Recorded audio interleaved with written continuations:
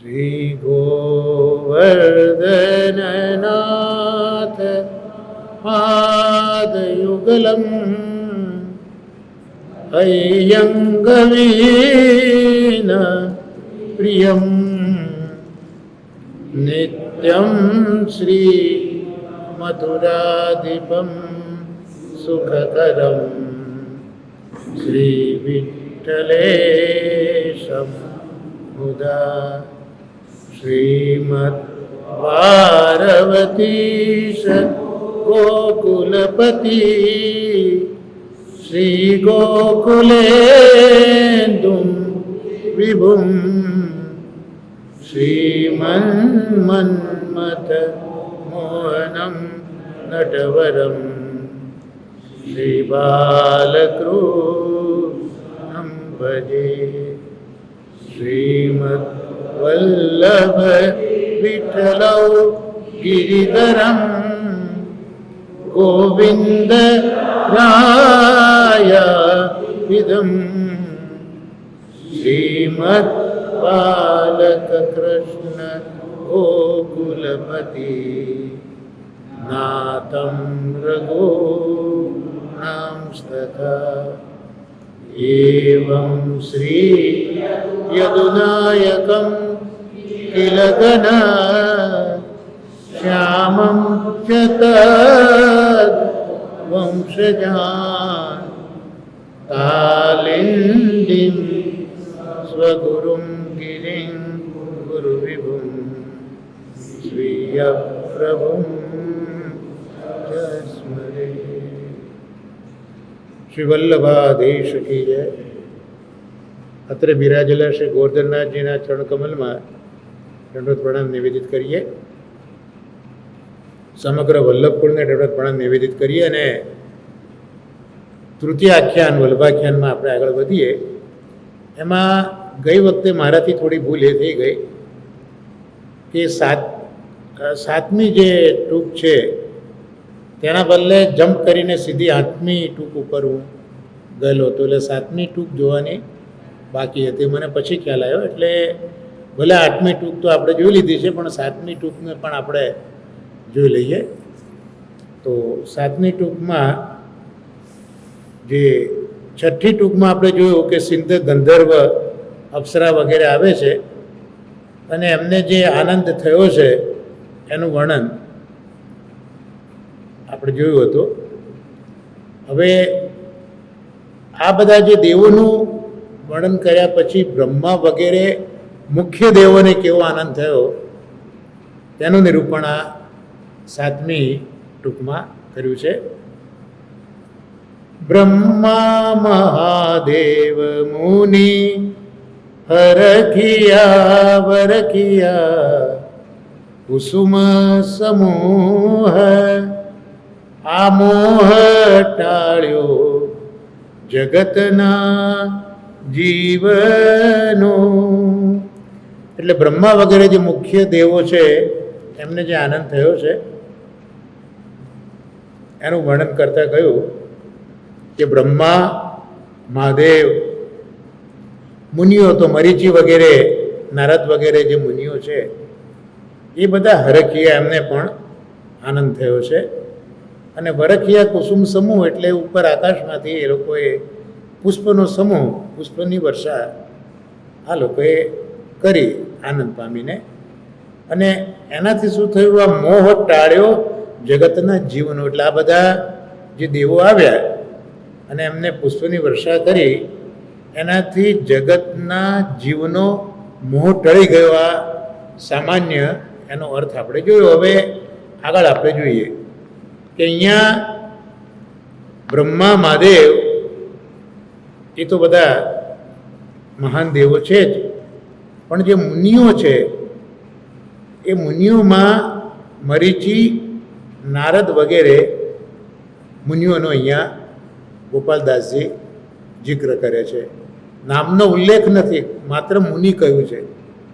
પણ અહીંયા મરીચી નારદ વગેરે મુનિઓ એ અહીંયા જીવણજી મહારાજ મુનિઓની અંદર એ નામોનો ઉલ્લેખ કરે છે.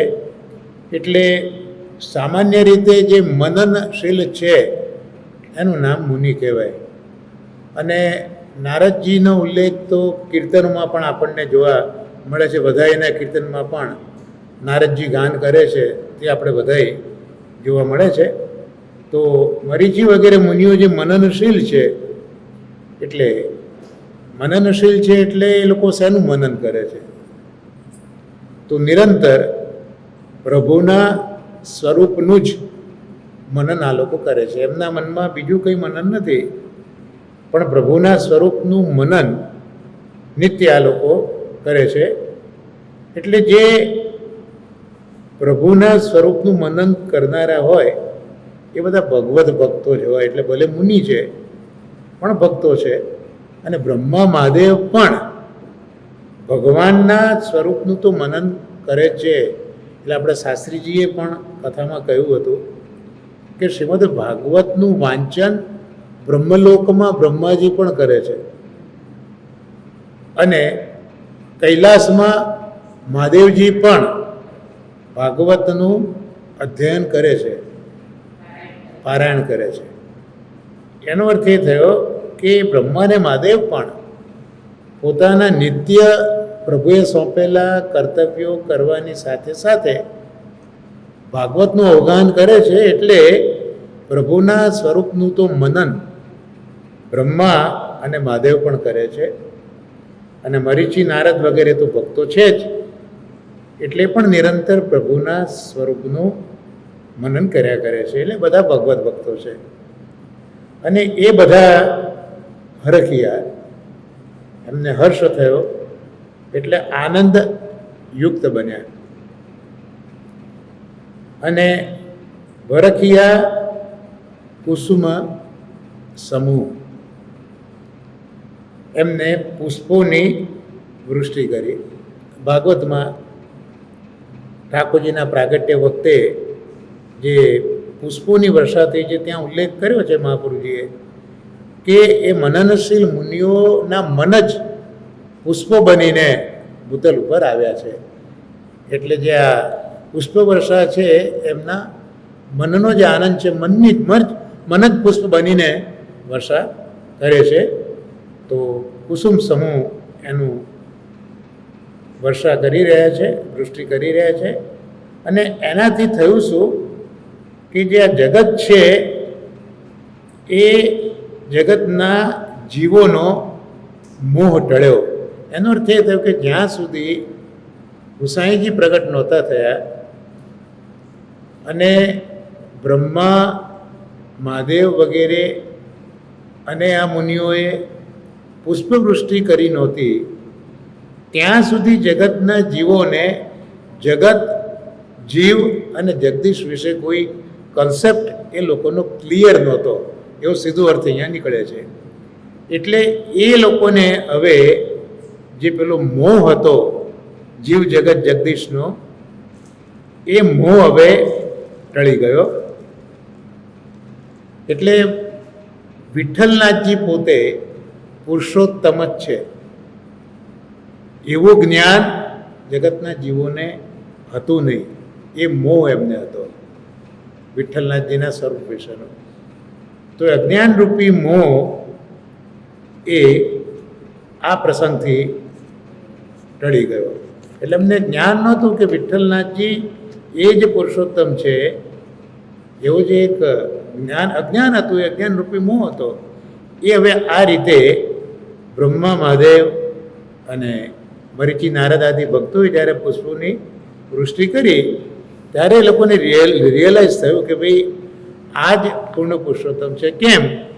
તો દસમ સ્કંદમાં પણ આપણે અગાઉના શ્લોકમાં પણ વાત વિચારી હતી કે ઠાકોરજી પ્રગટ થયા 8.5 શ્લોકમાં પ્રભુના પ્રાગટ્ય સમયનું વર્ણન શ્રીમદ ભાગવતના દસમ સ્કંદમાં 3જા અધ્યાયમાં આપણને જોવા મળે છે. અને એ વખતે આપણે એ પણ યાદ કર્યું હતું કે સિદ્ધાંત રહસ્ય ગ્રંથમાં પણ 8.5 શ્લોકો જ છે. કારણ કે ઠાકોરજીના પ્રાદુર્ભાવ વખતે 8.5 શ્લોકોનું ગાન શ્રીમદ ભાગવતમાં છે. તો સિદ્ધાંત રહસ્યના પ્રસંગમાં પણ ચંદ બાવાનું પ્રાગટ્ય છે. તો તો એના સૂચક 8.5 શ્લોક છે એવું ટીકાકારોએ લખ્યું છે. તો પૂર્ણ પુરુષોત્તમ જ્યારે પ્રગટ થયા ત્યારે પણ આવું જ બન્યું હતું. બ્રહ્માદિ દેવો પણ એ વખતે આવેલા હતા અને સ્તુતિ કરી અને ગયા પછી ઠાકોરજીનું પ્રાગટ્ય થયું છે. અને અથ સર્વગુણોપેત કાલ પરમ શોભન, તો કાલ પણ એકદમ શોભવા માંડ્યો. એ યોગ્ય સમય તો હતો નહીં, રોહિણી નક્ષત્ર હતું, વર્ષા ઋતુ હતી, રાત નિશ્ચિતનો સમય હતો, એટલે કોઈનામાં ગુણ તો હતા જ નહીં.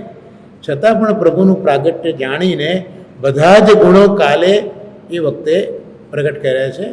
કારણ કે જે સેવક હોય એને તો એ જ હોય કે મારા સ્વામીની હું ઉત્તમમાં ઉત્તમ રીતે કઈ રીતે સેવા કરી શકું. એક સામાન્ય લૌકિક ઉદાહરણ જ આપણે જોઈએ તો કોઈક એક ગવૈયો છે, એ ગવૈયો મને ને તમને સંભળાવી રહ્યો છે કન્સર્ટમાં, પણ જ્યારે ખબર પડે કે કોઈ ભાઈ મહાન માણસ કોઈ કહીને બેઠો છે તો એના પ્રેઝન્ટેશનમાં ડેફિનેટલી ચોક્કસ ફેર પડી જવાનો જ હકીકત છે, કારણ કે સાંભળનાર કોણ છે. એમ અહીંયા જે કાલ છે એ ભલે યોગ્ય નહોતો પણ એ પણ સર્વગુણો સહિત પ્રગટ થયો છે અને દેવી દેવતાઓ પણ ત્યાં આવ્યા છે. તો એ જે વર્ણન ઠાકોરજીના પ્રાગટ્યનું છે એવું જ વાતાવરણ અત્યારના ચરણાટમાં થઈ રહ્યું છે એવું અહીંયા કહેવા માગે છે. એટલે અહીં પણ પ્રભુના પ્રાગટ્ય વખતે જેમ સર્વ ગુણવાળો કાળ હતો અને એ વખતે ત્યાં વર્ણન પણ કર્યું છે કે મુમુચુર મુનયો દેવાહ સુમનાંસી મુદાન્વિતા, એટલે જ્યાં દેવો છે, જે મુનિઓ છે, દેવો અને મુનિઓ જે આવેલા હતા એ વખતે એમણે પણ સુમન એટલે પુષ્પોનો મુદાન્વિત આનંદ થઈને વર્ષણ કર્યું છે એના પર. એવી રીતે ભાગવતના 8.5 શ્લોકોમાં જોવા મળે છે. એ જ પ્રકારે અહીંયા પણ બ્રહ્મા વગેરે દેવો આવ્યા અને જે મુનિઓ આવ્યા છે એમને પોતાના દ્વારા કુસુમનું વર્ષણ કર્યું છે, એટલે અહીંયા એ બતાવવા માગે છે. અને કિન્દર વગેરે તો હવે આપણે આગલા શ્લોકમાં જોયું તો પેલા 8.5 શ્લોકમાં પણ કિન્દર ગાંધર્વ આવ્યા છે અને ગાન કર્યું છે, એનો જિક્ર આપણે ગયા શ્લોકમાં કરેલો હતો. અહીંયા દેવતાઓના સંબંધથી આપણે આ વાત કરી. હવે અહીંયા થયું શું કે પુરુષોત્તમ પ્રગટ્યા તેનું બધા જીવોને જ્ઞાન થયું, કારણ કે જીવોને ખ્યાલ આવ્યો કે કૃષ્ણના સમયે જેમ આકાશમાંથી દેવો મુનિઓએ પુષ્પની વૃષ્ટિ કરી હતી એમ અત્યારે વિઠ્ઠલનાથજીનું પ્રાગટ્ય થયું છે અને આજે પુષ્પવૃષ્ટિ કરી તે કરનારા પણ દેવો અને મુનિઓ છે. એનો અર્થ એ થયો કે એ વખતે જે પૂર્ણ પુરુષોત્તમ પ્રગટ થયા હતા તો વિઠ્ઠલ સ્વરૂપે આજે એ જ પૂર્ણ પુરુષોત્તમ પ્રગટ થયા છે. આવું જ્ઞાન જીવોને થયું.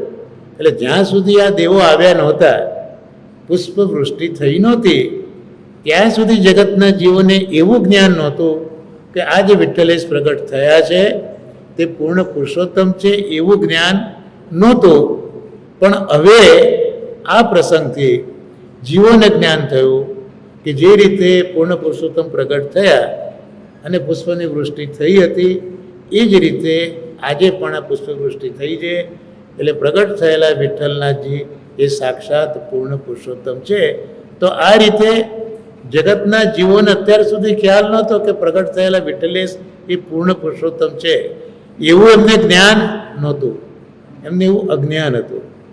તો હવે આ જે જીવોનો અજ્ઞાનરૂપી મોહ હતો તે હવે ટળી ગયો. અથવા તો બીજો અર્થ જીવણજી મહારાજ એવું કરે છે કે ગુસાઈજીનું પ્રાગટ્ય થયું એ સાથે જ જીવોનો મોહ નિવૃત્ત થયો. એટલે પેલી પુષ્પવૃષ્ટિ થઈ એનાથી જ્ઞાન થયું એવું નથી, પણ ખુદ વિઠ્ઠલેશ પ્રગટ થયા એ વિઠ્ઠલેશના પ્રભાવથી જ દેવી જીવોનો જે મોહ હતો તે પ્રભુ પ્રાગટ્યથી જ એ મોહ નિવૃત્ત થઈ ગયો છે. એટલે એ મોહ નિવૃત્ત શું થયો કે આ પ્રપંચ રૂપ જગત અને એ સંબંધિત જીવો એમનો જે અજ્ઞાન રૂપી મોહ હતો તે મટી ગયો. તો એ જીવોનો આ જગત અને જીવ વિશે શું જ્ઞાન હતું, એમને કયા પ્રકારનો મોહ હતો? તો એ વખતે તો શાંકર મત માયાવાદ હતો. એટલે જેમ આને કહ્યું હમણાં કે જગત એ તો મિથ્યા છે અને જીવ છે એ જીવ પોતે એ પ્રભુમાંથી વિચરિત તો થયો છે, પણ જે જીવ છે એ ભગવાનનો અંશ છે એવી રીતનું એ તો સ્વીકારતા ન થાય. ખાલી માયાનો પ્રભાવ છે અને કોઈ એક વસ્તુનું પ્રતિબિંબ પડે એમાં જીવો વસ્તુનું પ્રતિબિંબ છે એવું એ લોકોનું માનવું હતું. અને માયાથી આ બધું ચાલી રહ્યું છે. માયા સબલ બ્રહ્મ છે એવું કહેતા હતા. એટલે માયાથી જ આ બ્રહ્મ કાર્ય કરી રહ્યો છે. માયાની પ્રબળતા શંકરાચાર્યજીએ બતાવી હતી. માયા સબલ બ્રહ્મની વાત કરી હતી. જ્યારે મહાપ્રભુજીના મતમાં તો બહુ સ્પષ્ટ છે કે જગત એ પરબ્રહ્મનું આધિભૌતિક સ્વરૂપ છે. જીવ છે એ આ ભગવાનનો અંશ છે. એટલે સચ્ચિત અને આનંદ જે વેદો નિરૂપે છે પરબ્રહ્મ પરમાત્મા કૃષ્ણને, તેમાં સદંશની મુખ્યતાથી આ જળ જગતને ભગવાને બનાવ્યું. પણ જળ જગત બનાવીને ચિદંશ અને આનંદ અંશને દૂર કરી આવ્યું નથી. આ જગતમાં પણ ચિદંશ તો છે જ, આનંદ અંશ તો છે જ, પણ સદંશની મુખ્યતામાં, જડત્વની મુખ્યતામાં ચિદ એટલે ચૈતન્ય અને આનંદને ભગવાને તિરોહિત કરી દીધા. એ તમારે શોધવા પડે. જેમ પ્રહલાદજીએ કહ્યું કે આ થાંભલામાં પણ મારો પ્રભુ તો છે જ, તો એ પ્રહલાદની ભક્તિ હતી કે ત્યાં જડત્વ હોવા છતાં પણ ચિદંશ અને જે અંતર્યામી અંશે ત્યાં પ્રગટ થઈ ગયા હતા. કે મહાપ્રભુજીએ જેમ પૌલાવનમાં જે પેલી પથ્થરની ગાય હતી એમાં પણ ચિદંશ અને આનંદ અંશ પ્રગટ કરી દીધા હતા. તો એ સામર્થ્ય આચાર્યો ઉપર છે, ભક્તો ઉપર એ આચાર્ય બધું રહેલું હોય છે. તો અહીંયા શ્રી વિઠ્ઠલનાથજી પોતે જ જે પ્રગટ થયા છે, એટલે એમના પ્રભાવથી જે જ્ઞાન આ જીવન આવી ગયું કે અમે અત્યાર સુધી સમજતા હતા કે આ પ્રપંચ એટલે જગત. અહીંયા જો પ્રપંચ શબ્દ એટલે આપણે લૌકિકમાં જે પ્રપંચનો અર્થ કરીએ છીએ કે ખોટું ખરું કરીએ, એ અર્થ અહીંયા પ્રપંચનો નથી. આ જે ભાષા છે ઉપનિષદની ભાષા છે, ત્યાં પ્રપંચ એટલે જગત સિમ્પલી. ત્યાં લોકો જે આપણી સાથે કપટ કરે છે એ અથવા અહીંયા પ્રપંચ શબ્દનો ઉપયોગ અહીંયા નથી વેદાંતમાં, પણ અહીંયા પ્રપંચ એટલે જગત. તો એ જગત એ ઠાકોરજીનું આદિ ભૌતિક સ્વરૂપ છે. અને મહાપ્રભુજી તો ત્યાં જ સુધી કહે છે કે એ જગતની અંદર ઠાકોરજીએ પ્રવેશ કર્યો છે, જે શ્રુતિઓનો આધાર આપીને તત્સૃષ્ટવા તદેવાનુપ્રાવિશત. પ્રભુએ આ સૃષ્ટિનું સર્જન કર્યું અને પ્રત્યેક એ તત્વોમાં પ્રભુએ પ્રવેશ કર્યો. એટલે આજે કોઈ એક જળ પદાર્થ પોતાના ગુણધર્મો જે પ્રગટ કરી શકે છે એનું કારણ એમાં બિરાજતા પ્રભુ છે. આજે એક પથ્થર છે, એ પથ્થરને તમે ફેંકો તો કોઈને વાગે છે, સેન્ટ્રીફ્યુઝલ ફોર્સ. તો આ બધું જે છે એ પથ્થરમાં આવ્યું ક્યાંથી? જડત્વમાં આવ્યું ક્યાંથી? પણ એમાં પ્રભુએ પ્રવેશ કર્યો છે. પ્રભુ એની શક્તિ તરીકે બિરાજે છે. મહાપ્રભુજી આવું કહેવા માગે છે કે કોઈ પણ જળ પદાર્થમાં જે કાર્યશક્તિ એની છે એનું કારણ એમાં પ્રવેશેલા પ્રભુનું સામર્થ્ય છે. એટલે મહાપ્રભુજીનો કોન્સેપ્ટ આ બહુ જ ક્લિયર છે કે આ જગત એ ભગવાનનું આદિ ભૌતિક સ્વરૂપ તો છે જ, પણ પ્રત્યેક પદાર્થ સ્વરૂપે પણ ઠાકોરજી જ છે. એ દરેકે દરેક જળ પદાર્થ તરીકે ઠાકોરજી જ છે. જીવ માત્ર એ પણ ઠાકોરજીનું જ સ્વરૂપ છે. એટલે જ ગજન ધાવન જેવા આટલી બધી વ્યસન કક્ષા હતી અને સવારમાં એક પેલો અપીણી નીકળ્યો અને નાક ચડાવ્યું અને ઠાકોરજી નથી બોલ્યા ગજન ધાવન સાથે, નથી જાગતા. એટલે ગજન વિચારમાં પડ્યો કે આજે કેમ પ્રભુ જાગતા નથી. બહુ મનોહાર કર્યા ત્યારે પ્રભુએ કીધું કે તે પેલું નાક ચડાવ્યું તે જીવ બનાવેલો કોને છે? મેં તો બનાવેલો છે, તો મારા જીવ તરફ આવી નફરત તે બતાવી, એ મારું સર્જન છે, એટલે પ્રભુનું કાર્ય છે, અને પ્રભુના કાર્ય માટે આવું કર્યું. તો આ વિશ્વના પ્રત્યેક જીવ અને જળ પદાર્થ એમાં શ્રી ઠાકોરજી જ બિરાજ્યા છે. એટલે ગુસાઈજીએ પણ પોતાના બાળકોને એવી શીખ આપી છે કે તમારા ઘરે જો રાવણાઈને પણ ઊભો રહે તો પણ તમે તમારું ગૃહસ્થાશ્રમનો ધર્મ ના ચૂકતા, તમે એને પણ વેલકમ કરશો. આટલી બધી ઉદાત્ત ભાવના શ્રી મહાપ્રભુજીના આ સંપ્રદાયની છે. એટલે આવું જ્ઞાન અત્યાર સુધી જગતના જીવોને હતું નહીં. અને પોતે તો ભગવદ અંશ છે, ભગવાન અમારા અંશી છે, અને ત્યાંથી અમે વિચરિત થયેલા છે.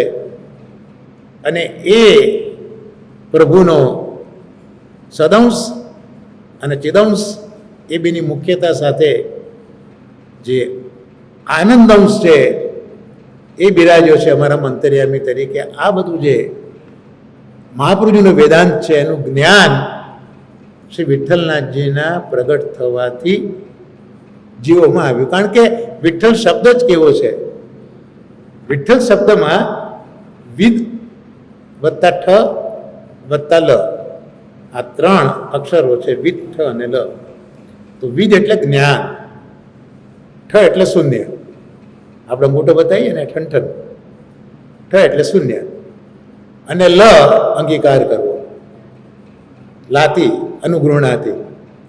તો જેનામાં અજ્ઞાન છે એવા જીવોને પણ પોતાના કરે છે, પોતાની પાસે લાવે છે, એમને જ્ઞાન આપે છે, માટે એ વિઠ્ઠલ છે. એટલે આપણે જે મંગલાચરણમાં અજ્ઞાન તિમિરાંધસ્ય જ્ઞાનાંજન શલાકયા ચક્ષુરુન્મિલિતમ યેન તસ્મૈ શ્રી ગુરુવે નમઃ, એ ત્યાં ગુરુ સ્વરૂપ શ્રી ગુસાઈજીને આપણે જે વંદન કરીએ છીએ તે આના માટે કરીએ છીએ કે પ્રગટ થયા ન હતા ત્યાં સુધી આ માયાવાદનું અંધારું આપણા નેત્રોમાં છવાયેલું હતું.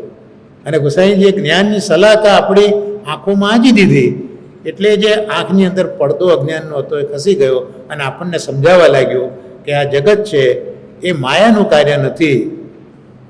એ જે સમજતા હતા જગતને, એ વાસ્તવમાં સંસાર હતો. મહાપ્રભુજીએ એ ડિફરન્શિએટ કર્યું કે ભાઈ માયાવાદ શું કહેવા માગે છે. તો માયાવાદ એને સંસારને જગત કહે છે, પણ મહાપ્રભુજીની ભાષામાં જગતની અંદર સંસાર છે એ સંસાર જીવે ઊભો કરેલો છે, એનું અસ્તિત્વ નથી. પણ અહંતા અને મમતા જે અજ્ઞાન છે એ માયાજનિત છે, અને એ જીવે ઊભું કરી દીધું આ મારું આ તારું, એ સંસાર છે, એ જગત નથી, એવું મહાપ્રભુજીએ. એટલે આના ઉપર તો મહાપ્રભુજીના વેદાંતને ઘણો વિચાર કરીએ આપણે તો વિચારી શકાય એવું છે. પણ મેઇન વસ્તુ આટલી જ છે કે જે કોન્સેપ્ટ બેઝિક એ વખતે ક્લિયર નહોતો, એ હવે બધાને ક્લિયર થયો કે આ જગત એ ભગવદ કાર્ય છે, અને ભગવાન એની અંદર પણ છે અને ભગવાન એની બહાર પણ છે. આ ભગવાનનું ઐશ્વર્ય છે. તમે અંદર પણ હો તો બહાર કઈ રીતે હોઈ શકો, પણ એની અંદર પણ છે અને એની બહાર પણ છે. એટલે સમગ્ર વિશ્વનું સ્ટ્રક્ચર જો ટકી રહ્યું હોય તો ભગવાનના લીધે ટકી રહ્યું છે. અને ભગવાન પોતે જ વિશ્વ સ્વરૂપે બનીને એ વિશ્વમાં પ્રવેશીને એ વિશ્વને સપોર્ટ કરી રહ્યા છે. આ ભગવદ કાર્ય છે, આ ઈશ્વર કાર્ય છે, આ ઈશ્વર્ય ભગવાનનું મહાપ્રભુજી સમજાવે છે. અને મહાપ્રભુજીના વેદાંતમાં આવિર્ભાવ અને તિરોભાવ આ બે શક્તિઓને બહુ સમજવા જેવી છે. કે જેમ મેં કહ્યું કે આ જળની અંદર ચૈતન્ય નથી, આનંદંશ નથી, તો છે તો ખરો, પણ એ પ્રભુએ તિરોહિત કરી દીધો છે. તમે અત્યારના જાજમ ઉપર બેઠા છો તો નીચે ફર્શ તો છે, તમને દેખાતી નથી, તિરોહિત થઈ છે. તમે જાજમ હટાવી દો તો તમને દેખાશે, એટલે પાછી આવિર્ભૂત થશે.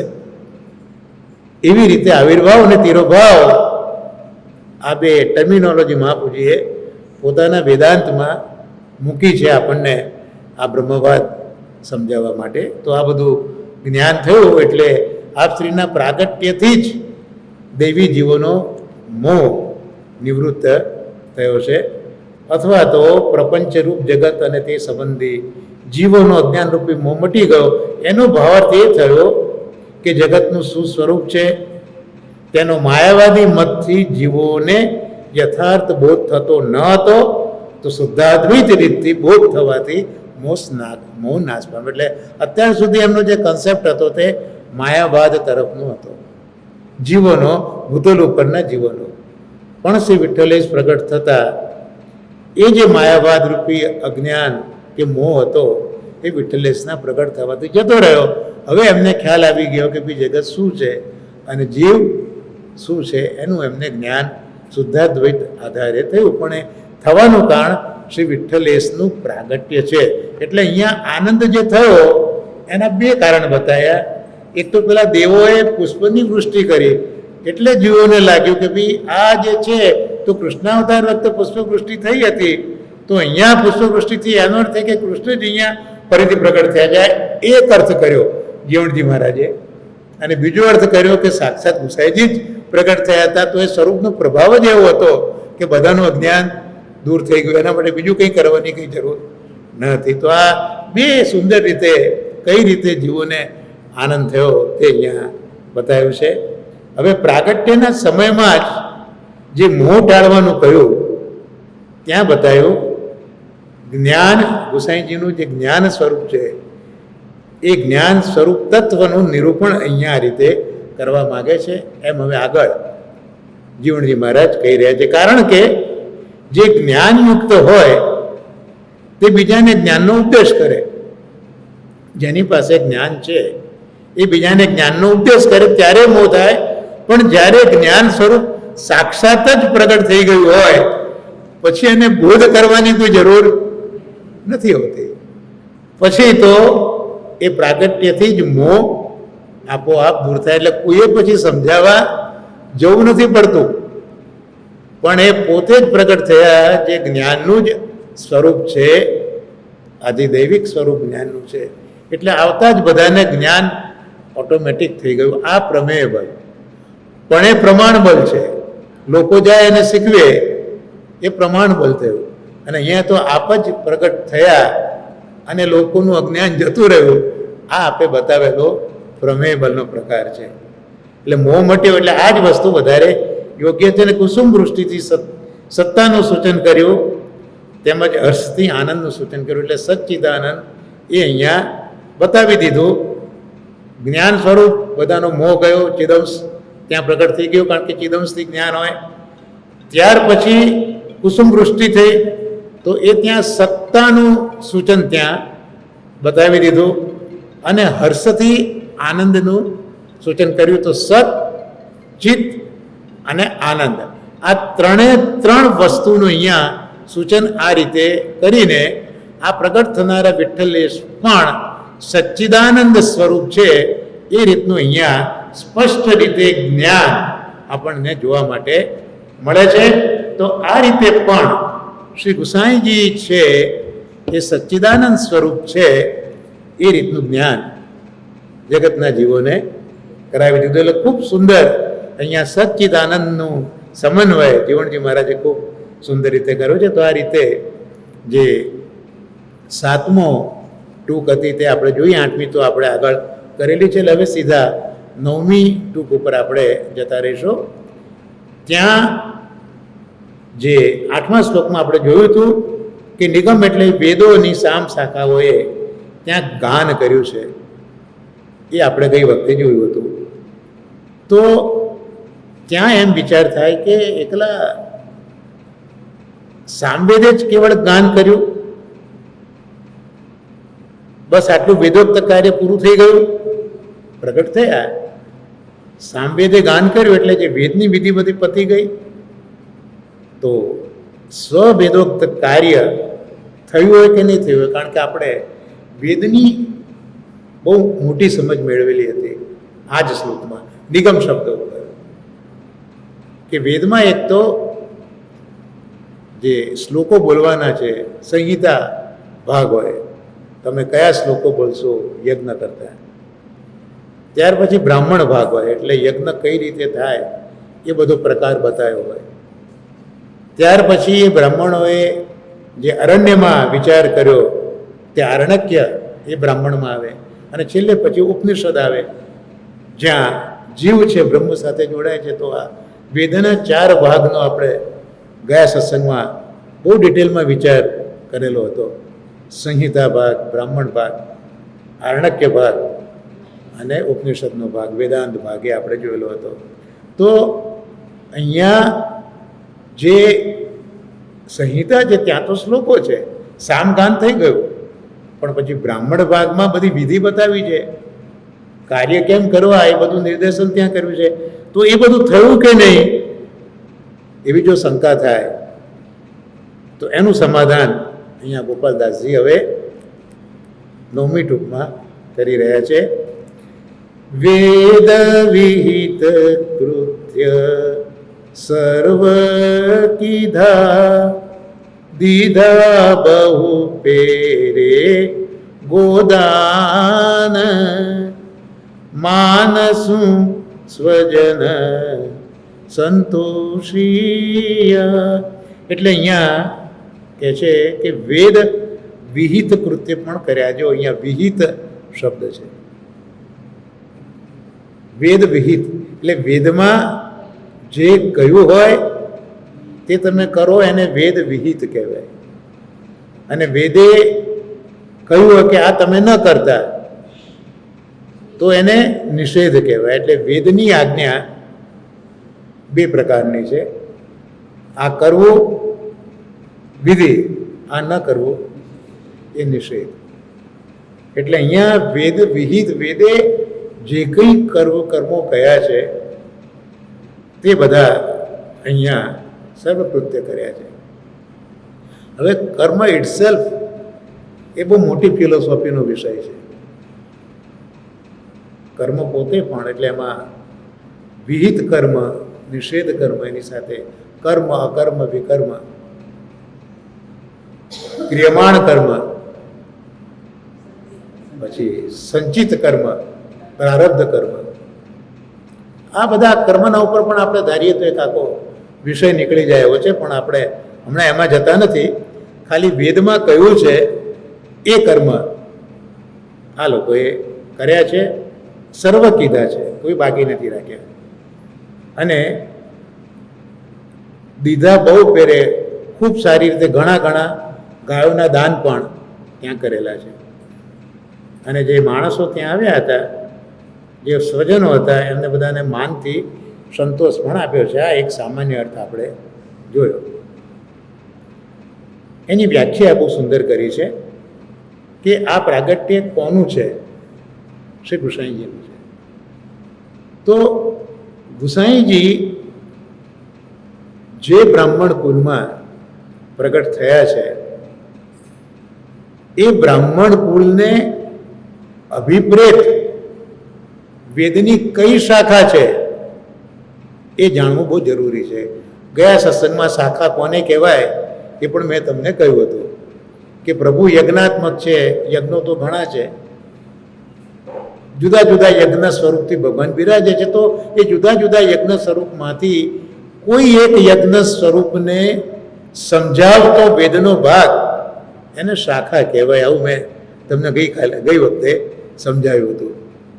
તો દરેક બ્રાહ્મણો છે તો બ્રાહ્મણ જ કુળ, પણ એમાં જુદા જુદા પ્રકાર હોય બ્રાહ્મણોના પણ. તો અહીંયા જે ગુસાઈજીનું પ્રાગટ્ય જે બ્રાહ્મણ કુળમાં છે ત્યાં વેદની કઈ શાખા ચાલેલી છે, અને આ બધા વૈદિક કર્મો કરવાના હોય તો ત્યાં સૂત્રો હોય. તો સૂત્રો પણ જુદા જુદા શાખાઓમાં, જુદા જુદા બ્રાહ્મણોના કુળમાં જુદા જુદા હોય. એટલે અહીંયા જે મહાપ્રભુજી જે પ્રગટ થયા છે એના વિશે આપણે થોડુંક જાણવું જોઈએ. કારણ કે અહીંયા વ્યાખ્યામાં લખ્યું છે કે યજુર્વેદની તૈત્તિરીય શાખા, એના મંત્રો અને આપસ્તમ સૂત્ર એમાં બતાવેલા જાત કર્મો આ બધા અહીંયા કર્યા છે. વાત તો આપણે વાંચી લીધું, પણ યજુર્વેદની તૈત્તિરીય શાખા અને આપસ્તંભ સૂત્ર આ બધા શબ્દોને પણ થોડુંક આપણે સમજવાનો પ્રયત્ન કરવો પડે. તો મહાપ્રભુજીના પ્રાગટ્યને આપણે જો સમજીએ તો આપણને ખ્યાલ આવે કે મહાપ્રભુજીના પૂર્વજો યજ્ઞનારાયણ ભટ્ટથી શરૂઆત થાય છે એ તો બરોબર છે, પણ માત્ર યજ્ઞનારાયણ ભટ્ટથી જ શરૂઆત નથી. માત્ર યજ્ઞનારાયણ ભટ્ટ તો યજ્ઞ પુરુષ છે, કારણ કે એમને યજ્ઞો કરવાની શરૂઆત કરી છે, પણ એના પહેલા 2 પૂર્વ પુરુષો છે. તમને બધાને જો યાત્રાનું યાદ હોય તો મેં આખો ત્રીજા ઘરની જ્યારે ત્યાં બતાવી ત્યારે આ વસ્તુનો મેં નિર્દેશ કરેલો હતો. તો આપણે જોઈએ કે જે ભારતનો દક્ષિણ પ્રદેશ, ત્યાં તેલંગાણા, જે ત્યાં અત્યારના આંધ્ર પ્રદેશ તરીકે આપણે ઓળખીએ છીએ, ત્યાં એક નગર હતું, સ્થાંભદ્રી કરીને એક નગર હતું, જે અત્યારના ખમ્મમ તરીકે એ સ્થળ ઓળખાય છે. અને ત્યાં કેટલાક બ્રાહ્મણ પરિવારો રહેતા હતા આ સ્થળે. અને એ બધા જ શ્રૌત કર્મો, એટલે વેદો એ બતાવેલા કર્મો 2 પ્રકારના, એક શ્રુતિના કર્મ, બીજા સ્મૃતિના કર્મ. સ્મૃતિ અને શ્રુતિમાં ફેર છે તો ખબર છે ને કે મારે સમજાવવું પડશે. શ્રુતિ એનો સીધો સંબંધ વેદ સાથે છે, અને સ્મૃતિ એટલે બધા મુનિઓએ એની પર જે વિવેચન કર્યા છે એને બધાને સ્મૃતિ કહેવાય.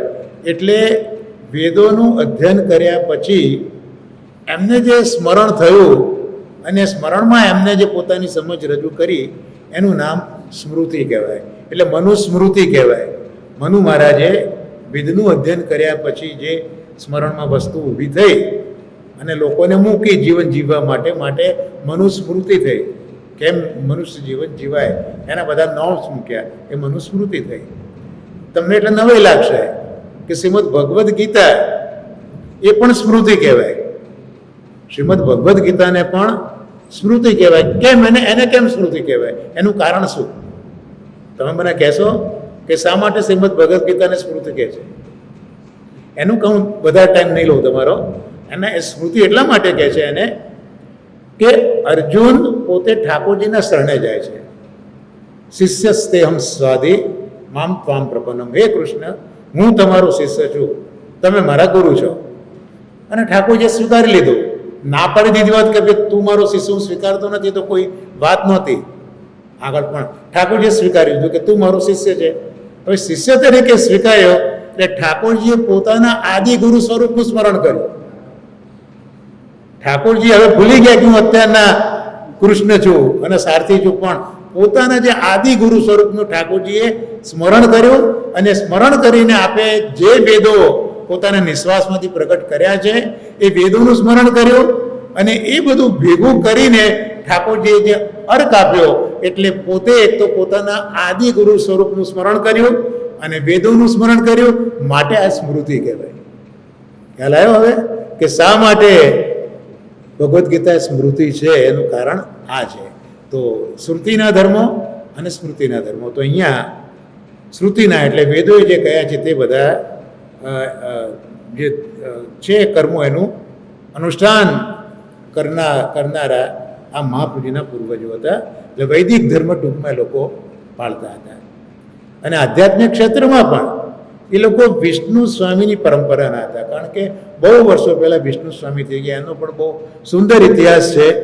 એ પણ આપણે કોઈક વખત સમય હશે ત્યારે જોવાનો પ્રયત્ન કરીશું. તો એ વિષ્ણુ સ્વામી પંથ આપણો બી જે આ વૈષ્ણવ સંપ્રદાય છે મહાપ્રભુજીનો, એ મૂળ વિષ્ણુ સંપ્રદાયનું જ એક સ્વરૂપ છે. પણ વિષ્ણુ સંપ્રદાય તામસતા ત્યાં વધારે છે અને મહાપ્રભુજીનો નિર્ગુણ છે. બસ આટલો ભેદ છે. બાકી મહાપ્રભુજી પોતે કહ્યું છે કે અમારો સંપ્રદાય વિષ્ણુ સંપ્રદાય છે, પણ ત્યાં તામસતા છે અને અહીંયા નિર્ગુણતા છે, એવું મહાપ્રભુજીએ લખ્યું છે.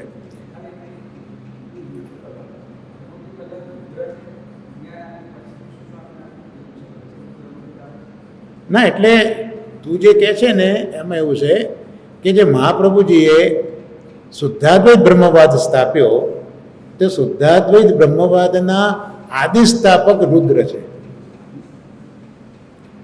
આ બધા જ વાદો હતા, પણ મેં કહું ને તિરોહિત થઈ ગયા હતા.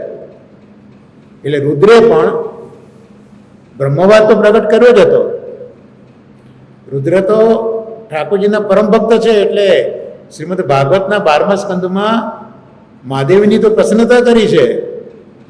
વૈષ્ણવાનામ યથાસંભો, શંભુને મહાન વૈષ્ણવ ગણ્યા છે ભાગવતના 12મા સ્કંદમાં. હા, બહુ જ વખાણ ભાગવતમાં તો મહાદેવજીના કર્યા છે. એટલે મહાદેવજીએ આ બ્રહ્મવાદની સ્થાપના કરી છે. એ તિરોહિત થયું હતું. મજા તું જો કે એ જ શંકર મહાદેવ એ શંભુ બનીને આવ્યા અને માયાવાદ પ્રગટ કર્યો, કે જેમણે બ્રહ્મવાદ પહેલા પ્રગટ કર્યો હતો. હાલ બધું ઠાકોરજીની આજ્ઞાથી જ થયું છે. એના માટે હા, ઠાકોરજી આજ્ઞા કરી હતી કે તમે મોહશાસ્ત્રો પ્રગટ કરો, માટે એમણે કર્યું છે. તો એટલા માટે મારા ગુરુદેવે જે સર્વોત્તમજી ઉપર ટીકા લખી છે ત્યાં આપણે આ મેન્શન કર્યું છે કે પત્રાવલંબન જે ગ્રંથ લખ્યો મહાપ્રભુજીએ અને કાશી વિશ્વનાથ મહાદેવના બારણે કેમ લટકાયો, ત્યાં આપ આવી આજ્ઞા કરે છે મારા ગુરુદેવ કે કારણ કે આ જે બ્રહ્મવાદ છે એ ઓરિજિનલી એના સ્થાપક ભગવાન શંકર છે, માટે ત્યાં મૂક્યો કે જો આ તમે જે બતાવ્યું તે જ હું આ બતાવી રહ્યો છું. એટલે તું જે કહે છે તે આ રીતનું છે. અને આપણે આ સંપ્રદાયની જે વાત છે એમાં વિષ્ણુ સ્વામી સંપ્રદાય આખી વાત અલગ છે.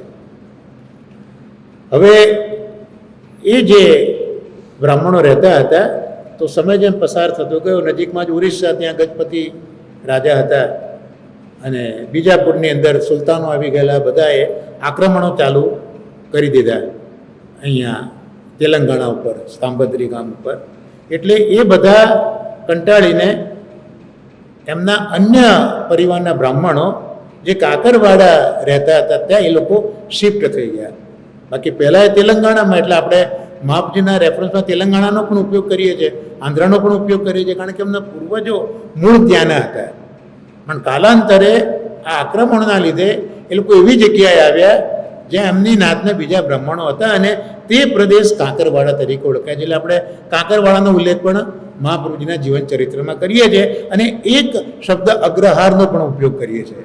તો કાંકરવાડા એ જ અગ્રહાર છે, પણ કાંકરવાડાને અગ્રહાર એટલા માટે કહ્યું કે અગ્રહાર એવી એક સંજ્ઞા છે કે જ્યાં વચ્ચે ભગવાનનું મંદિર હોય અને આજુબાજુ બધા બ્રાહ્મણો રહેતા હોય, એ જે ગામો એને અગ્રહાર તરીકે ઓળખાય. એટલે કાકરવાડું, કાકરપાટું, ત્યાં આવી વ્યવસ્થા હતી કે વચમાં મંદિર હતું અને આજુબાજુ એને સેવનારા બ્રાહ્મણો રહેતા હતા, માટે એ આ અગ્રહાર તરીકે ઓળખાયું. ત્યાં બધા આવીને વસ્યા.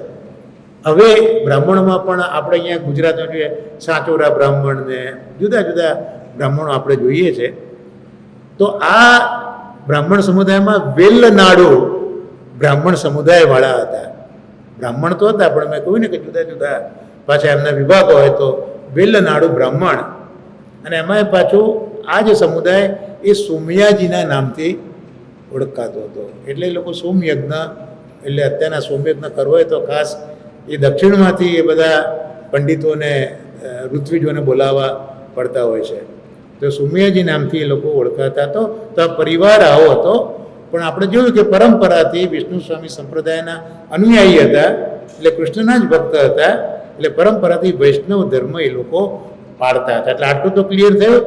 હવે બતાવ્યું કે આ વેલનાડુ બ્રાહ્મણ સમુદાયમાં સોમયાજી પરંપરાથી વૈષ્ણવ ધર્મ, હવે એમની શાખા કઈ, તો એ બધા કૃષ્ણ યજુર્વેદાંતર્ગત તૈતરીય શાખાધ્યાયી લોકો હતા. એટલે મહાપ્રભુજીના પૂર્વજો એ આ કૃષ્ણ યજુર્વેદ અંતર્ગત તૈતરીય શાખાના હતા. એટલે આપણે અહીંયા જે શબ્દ આવ્યો કે યજુર્વેદની તૈતરીય શાખા, એના મંત્રોથી અને આપસ્તંભ સૂત્રમાં રહેલા જાત કર્માદિ કૃત્યો કર્યા. તો અહીંયા શા માટે જીવણજી મહારાજે, કારણ કે શ્લોકમાં તો આવો શબ્દ છે નહીં, પણ જીવણજી મહારાજે જે ટીકા લખી કે વેદ વિહિત કૃત્ય કર્યા, તો વેદ વિહિત કૃત્ય કર્યા એમાં એ કૃત્ય કઈ રીતે કર્યા, તો યજુર્વેદની જે તૈતરીય શાખા છે એના અંતર્ગત કર્યા. અને એમાં પાછા આપસ્તંભ સૂત્રમાં જે પ્રકાર કયો છે એ પ્રમાણે કર્યા. કારણ કે મહાપ્રભુજીના જે પૂર્વજો છે એ બધા તૈતરીય શાખા સાથે સંકળાયેલા છે. માટે અહીંયા જીવણજી મહારાજે આનો ઉલ્લેખ કરેલો છે. તો હવે ટાઈમ આપણો છે એટલે હું આગળ વધારે વિચાર કરતો નથી, કારણ કે હવે પાછું તૈત્તિરીય શાખા શું છે એ પાછું બીજું કહેવા બેસીશ તો પાછો સમય વધારે જતો રહેશે. એટલે આવતા સત્સંગમાં અમને યાદ કરાવજો.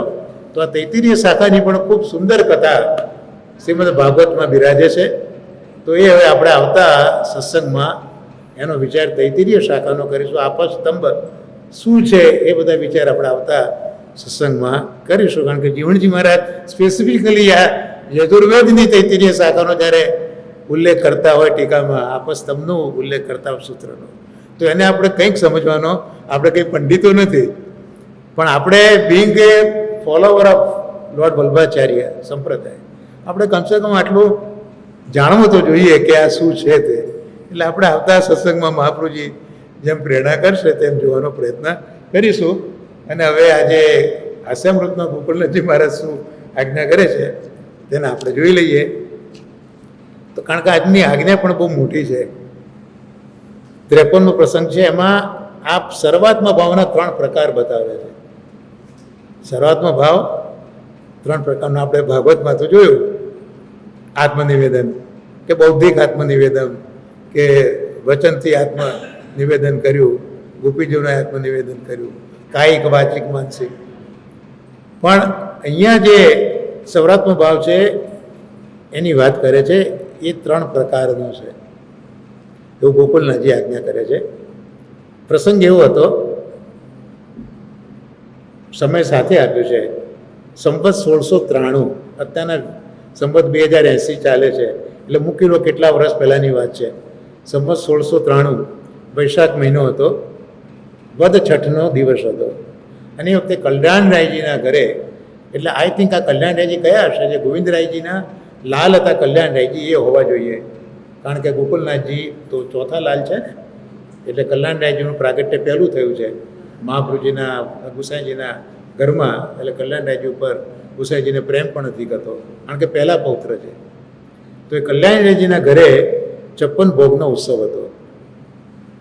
શરૂઆત તો ગુસાઈજીએ જ કરી છે. સંવત 1614 અને 15માં સૌથી પહેલો 56 ભોગ ગુસાઈજીએ કરાયો છે.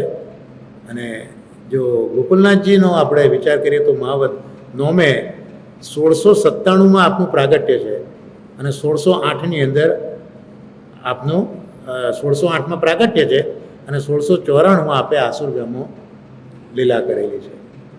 એટલે આમ 89 વર્ષનું આયુષ્ય અહીંયા બતાવ્યું છે.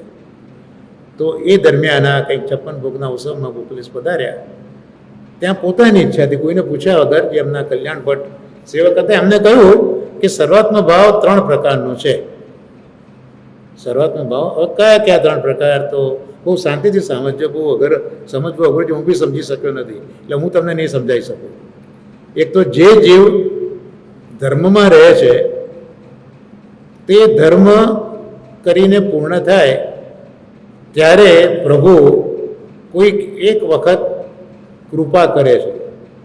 એટલે કોઈ જીવ પોતાના ધર્મમાં અડગ રહે, એટલે પોતાના ધર્મના આચરણથી પૂર્ણ થાય ત્યારે પ્રભુ એના પર કૃપા કરે છે. અને કૃપા કરીને શું કરે છે, તો આચાર્યશ્રીના માર્ગમાં એની દ્રઢતા કરે છે.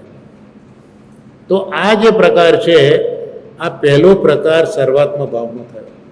એટલે આચાર્યજીના માર્ગમાં મૂક્યો ત્યારે પહેલાંમાં સર્વાત્મ ભાવ ઉપજ્યો, તો આ પહેલો પ્રકાર થયો. જ્યાં જીવે ધર્મનું સંપૂર્ણ આચરણ કર્યું ત્યારે ઠાકોરજી એના પર અનુગ્રહ કરી અને એને મહાપ્રભુજીના માર્ગમાં મૂકે છે, અને એ માર્ગમાં એ પોતે આગળ વધતા વધતા સર્વાત્મ ભાવને પ્રાપ્ત કરે છે. તો આ એક પ્રકાર થયો.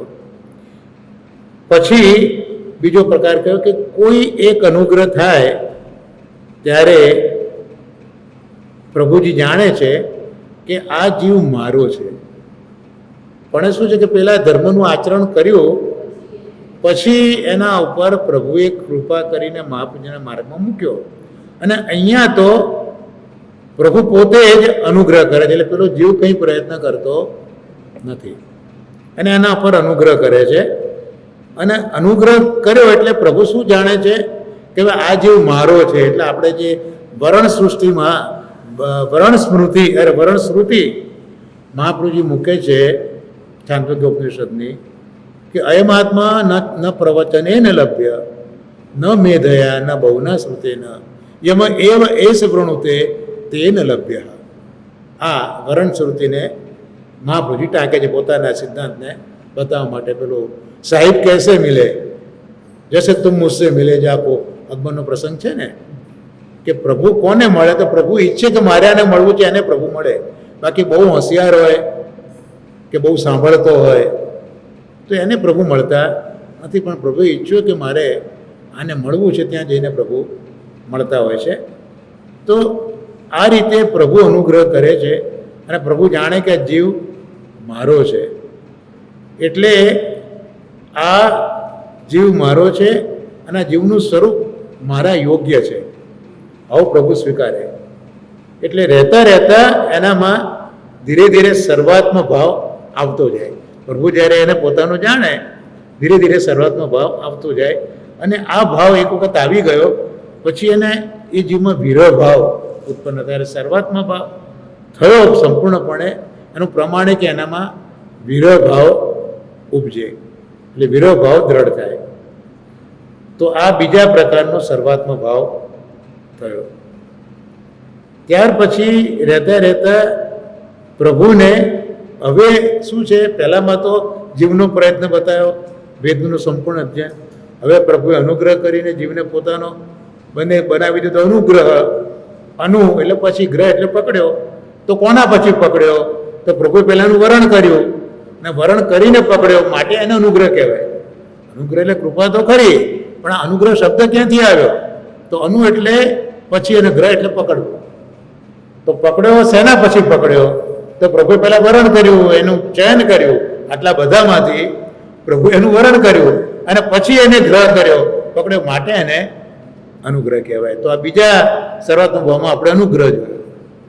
અને હવે પરિસ્થિતિ શું થઈ કે પ્રભુને આ ભગવદીય ઉપર સર્વાત્મ ભાવ થઈ ગયો.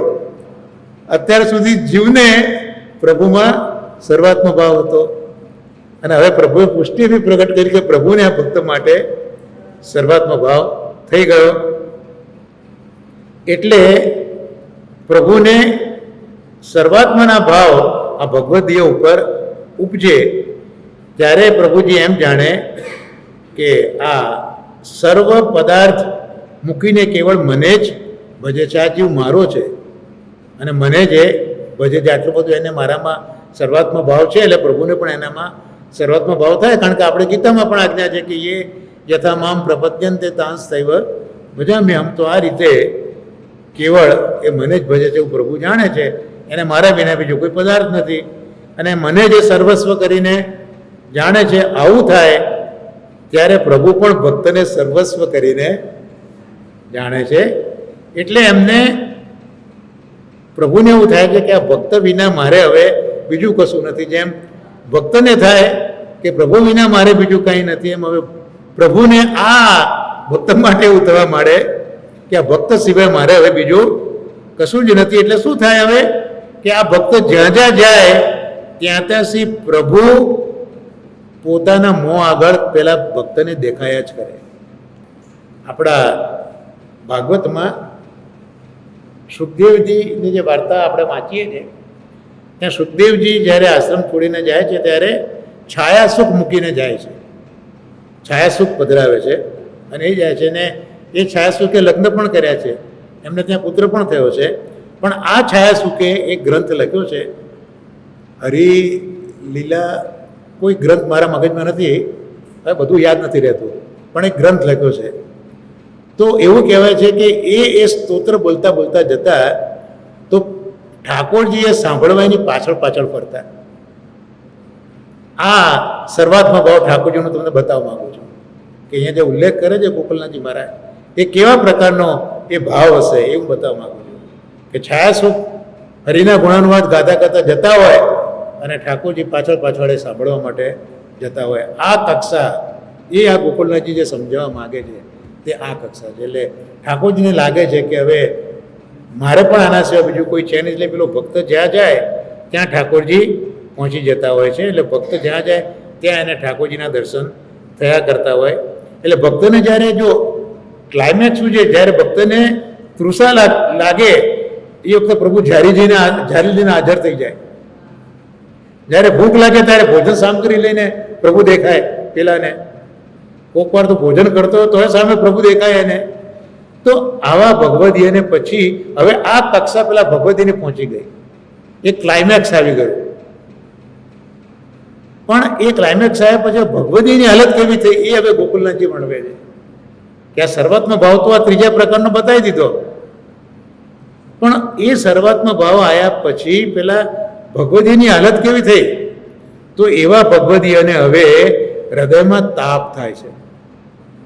શું તાપ થાય છે કે આટલા મહાન ભગવાન, આટલા કોમળ, આટલા સુકુમાર, આટલા સરસ પ્રભુ મારા અર્થે કામ કરે છે. આ હવે પેલા ભક્તને જે ચરમસીમાએ એનો પ્રેમ પહોંચ્યો છે એ પ્રેમ હવે એને એ વિચારવા પ્રેરી રહ્યો છે કે હું કોને શ્રમ આપી રહ્યો છું, હું કયા સ્વરૂપને આટલો બધો શ્રમ આપી રહ્યો છું, અને આ જે કંઈ પ્રભુ આમ કરે છે મારા માટે તે અનુચિત છે. આ પ્રભુ મારા માટે યોગ્ય કરતા નથી. પછી એ ભક્ત એમ જાણે છે કે આ પ્રભુ મારા માટે ઉચિત કરતા નથી. તો ઉચિત શું છે એમ પેલો વિચારે છે ભક્ત કે ઉચિત શું, તો હું પ્રભુને આધીન રહું અને પ્રભુ પ્રભુના સ્થાને જ બિરાજે એ જ વધારે ઉચિત છે. એ કહે છે કે ભાઈ અમારો સ્નેહ પ્રભુએ જોયો એટલે એમને અંતઃકરણમાં મારા માટે આવી કૃપા કરી છે, પણ એ સ્નેહ મારે હવે મટાડવો પડે. આપણે સ્નેહ કરવાનો પ્રયત્ન કરીએ છીએ, આ ભક્ત વિચારે છે કે મારે સ્નેહ મટાડવો પડે. કેમ? તો શ્રી પ્રભુજીને પોતાની પ્રભુતામાં ત્યારે જ દેખાય, કારણ કે આ તો મારો અતિશય સ્નેહ છે એટલે પ્રભુ પોતાની પ્રભુતા એ સ્નેહમાં ભૂલી ગયા છે. જેમ રજોનું આરોગ્ય, ઠાકોરજી રજોનું શ્રાદ્ધ પક્ષમાં એક વખત તો ભોજન કરી દીધેલું હતું, રૂઠી પણ ગયા હતા રજોથી, પણ છતાંય આરોગ્ય. કેમ? આમ તો વેદના આગ્રહી મહાપ્રભુજી છે, આચાર્ય છે, આચાર્ય સ્વરૂપે બિરાજ્યા છે. તો શ્રાદ્ધના દિવસે એક વખત ભોજન કર્યું, બીજી વાર ન થાય, આ વેદ આજ્ઞા છે. તો શા માટે મહાપ્રભુજી વેદની આજ્ઞાને ઓવરકમ કરી દે છે? કારણ કે ભક્તના સ્નેહને વશ છે, અને જ્યાં ભક્તના સ્નેહનો સવાલ આવે ત્યાં ઠાકોરજીને કોઈ મર્યાદા નડતી હોતી નથી. એટલે આ વિચારે છે કે મારો અતિશય સ્નેહ એટલે પ્રભુ પોતાની પ્રભુતા કોઈ બેસે છે, પણ મારે તો મારા પ્રભુને પ્રભુતા સાથે જોવા છે. પ્રભુતા સિવાય મારે મારા પ્રભુને જોવા નથી. તો પ્રભુજી મારા માટે આટલું કરે છે એ તો અયોગ્ય છે, અને એથી મને તો દુઃખ થાય છે. આ વખતે ભક્ત એમ જાણે કે જે સ્નેહ રહી છે તે ધન્ય છે. એટલે પેલો ભક્ત એવું વિચારે છે કે જે લોકો પ્રભુને સ્નેહ નથી કરતા એ લોકો ધન્ય છે, કારણ કે પ્રભુને એમના નિમિત્તે કષ્ટ કરવું પડતું નથી, અને મારા લીધે કષ્ટ કરવું પડે એટલે હું અધર્મી છું એવો પેલો વિચારે છે કે હું અધર્મી છું, મારા માટે પ્રભુના કરવું પડે તે બધું અયોગ્ય છે અને ઘણું અનુચિત છે. અમે તો પ્રભુને આધીન રહેવા માંગીએ છીએ. તો આ પ્રકાર જે ત્રીજો છે એ ત્યાં સર્વોત્તમજીનો બતાવીને ગોકુલનાથજી આજ્ઞા કરે છે કે આનું નામ દીનતા કહેવાય. સાચી દીનતા જે છે ને એ આને કહેવાય. એટલે અહીંયા ઘણું કહીને ગોકુલનાથજી પોતે કહેતા અટકી જાય છે, કંઠ એમનો ગદગદ થઈ જાય છે, અને થોડી વાર પછી બોલે છે કે આ તો ઘણી વાત આગળ છે, ક્યાંથી કહેવાય ને. આ વખતે જે એમના શ્રી અંગની શોભા હતી એ તો જે લોકો વિલાસ જોઈ શકતા હોય એના માટેનો આ બધો પ્રકાર છે. તો આ પ્રસંગ ફલાત્મક છે. 3 પ્રકારના સર્વાત્મક ભાવ સ્પષ્ટ બતાવ્યા, અને પરમ ફળ સુધી સી રીતે લઈ જાય તે પણ અહીંયા સ્પષ્ટ બતાવ્યું. એટલે આ પ્રસંગ તદ્દન જ વિસ્તારપૂર્વક સમજાવ્યો છે, એટલે કંઈ વધારે કહેવાની કંઈ જરૂર નથી. મર્યાદા માર્ગમાં ભક્તના કામ ભગવાન કરે એટલે ભક્ત રાજી થાય. જ્યારે પુષ્ટિ માર્ગમાં ભગવાન તસદી લે તો ભક્તને દુઃખ થાય. બસ આ જ મોટો ફેર મર્યાદા અને ભક્તિ માર્ગમાં છે. પ્રભુનું સુખ વિચારવાનું ના પૂછતી. તો આ સાથે આપણે આ સત્સંગને અહીંયા વિરામ આપીએ આશ્રય પદના ગાન સાથે. દ્રઢઈન ચરણન કેરો ભરોસો, દ્રઢઈન ચરણન કેરો, શ્રી વલ્લભ નખ ચંદ્ર છટા બિન સબ જુગમાં જ અંધેરો ભરોસો, દ્રઢઈન ચરણન કેરો, साधन और नहीं आ कली में जासू होत निवेरो, सूर कहा कह दुविध आदड़ो बिना मूल को चेरो भरोसो, दृढ़ चरण नस्केरो. श्री गोवर्धन नाथ की जय, श्याम सुंदर श्री हमने महारानी की जय, श्री आचार्य जी, श्री महाप्रभु जी की जय, सर्वे वैष्णवों ने